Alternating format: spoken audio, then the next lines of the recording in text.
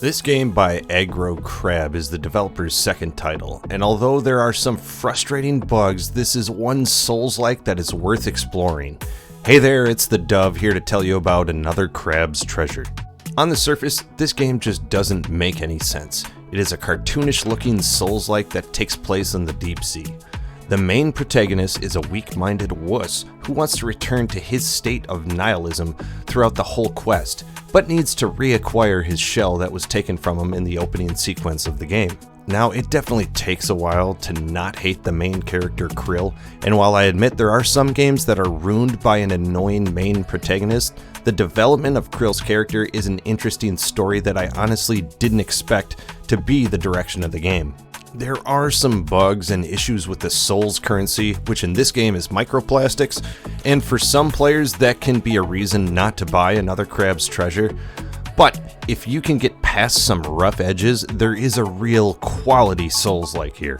Let's start off with the visuals. Now, most Souls games really are dark and gloomy. Yeah, there are a few here and there that don't portray a dark demonic nature, but this one really seems to have the complete opposite aesthetic throughout the entirety of Krill's journey.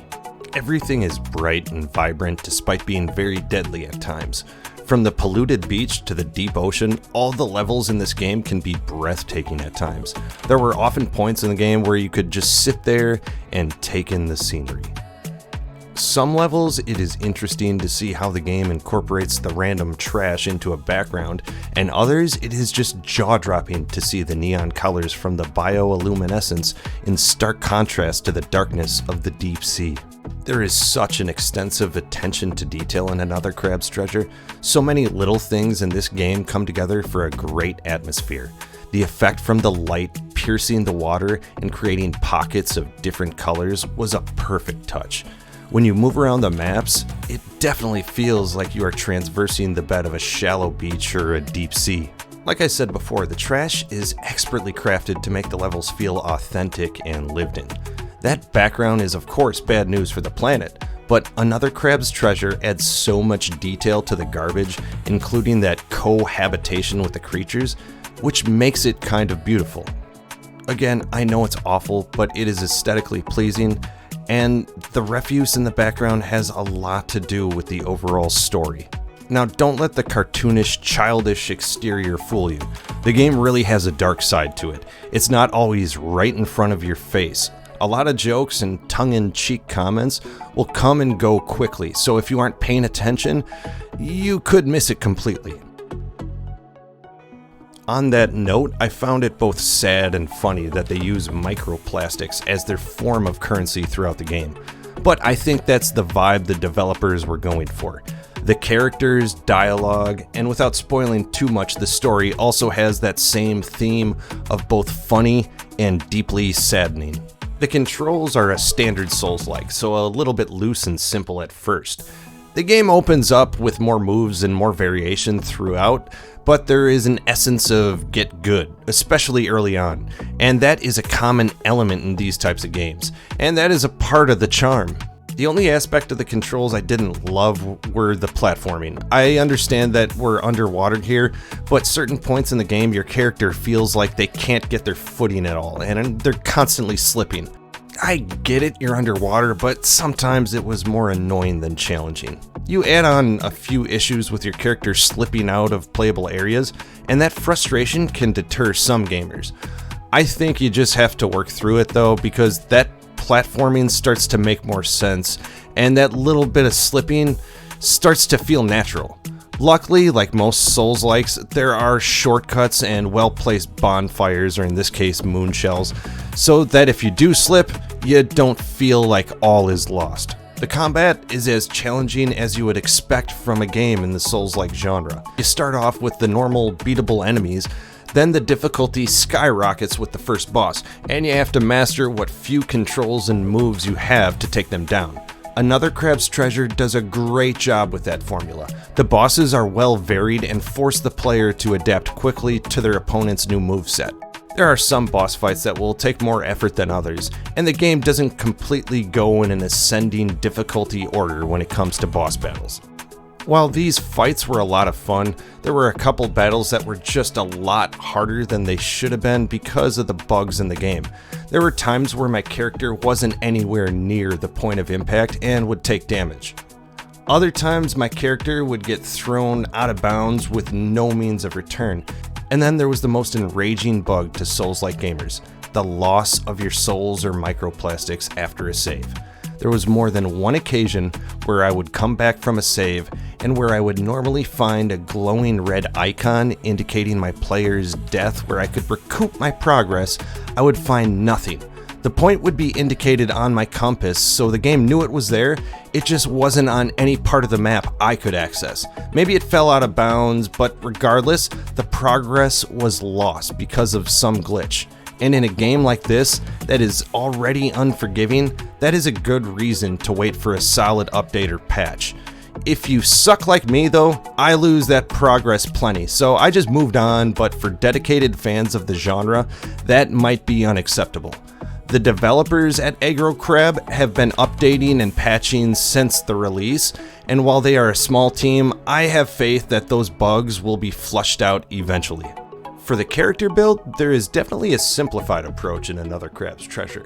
To start, the special abilities are gained through both the main bosses you defeat and from the shells that you use. Both of these abilities open up after the first boss that you face, so if you are playing this game and you can't figure that out, that's just a little helpful tip right there. I like the variation the shell element played in the game. It gave shells importance due to the overall defense, and tying that in with the special abilities was a nice touch. Early on in the game, once you die or your shells broke, that's it. But eventually you can purchase insurance for certain shells, and that way when you die or restart your level, you will have that shell. So until I could afford insurance on my shells, I just used anything I could see and just tested everything out. There are a wide variety of special abilities from distant attacks to temporary status boosts, so I would very much advise testing out all the different shells. You can choose from a small, medium, or large shell. I didn't feel much difference between the small and medium shells personally, but you could definitely tell that your dodge was limited when you put on a heavy shell. Essentially, your shell is one of the few aspects that varies up your build. The heavy shells can act like a tank, especially later on in the game. But the quicker movement of the small shells coupled with the ability to regain shell health with attacks can work just as effectively. The adaptations, which are the special abilities you gain after certain boss battles, are what will make the biggest difference in combat. The only downside to the adaptation element of the game is that to really open it up, you need to find an optional boss and defeat him. I didn't realize that until I was at the final boss, so I missed a lot when it came to leveling up those abilities.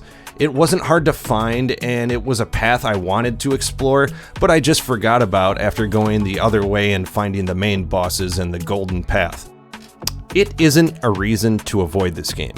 And I would say, and here's a spoiler alert for those people, if you want to avoid what I did, explore the whole Flotsam area before you move on to the next level. The character's development tree is very simplified, but it has all the moves that Souls-like players need. Perfect parries, dash attacks, extra attacks, attribute bonuses, etc. My favorite is putting a shell on the end of your weapon and hammering away the enemies. Don't worry too much on your build, honestly. You will likely max out the tree around halfway through the game.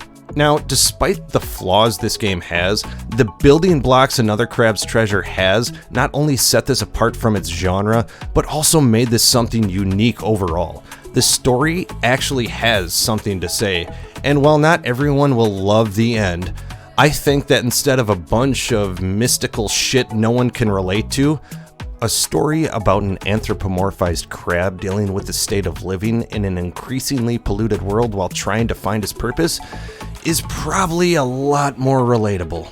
The controls in combat are a lot of fun, and with a multitude of shells and abilities, you can have endless fun wreaking havoc in the open seas. The levels in this game are meticulously crafted, and some are just absolutely stunning. Another Crab's Treasure doesn't outstay its welcome either. The average run times range anywhere from 12 to 20 hours, depending on your skill level and how much you want to explore. If you thought this game might be a kid-friendly version of Dark Souls, you would be completely wrong. Although wholesome on the outside, the cartoonish style is just a facade to lull you into thinking the game is in fact nice and sweet and easy. Then the gameplay will reveal the true nature.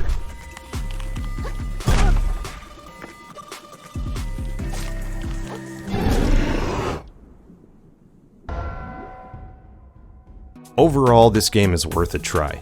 There is so much to like and enjoy here, from the story, to the different take on the Souls style, to the rewarding and challenging combat this game. It has just so much to offer you.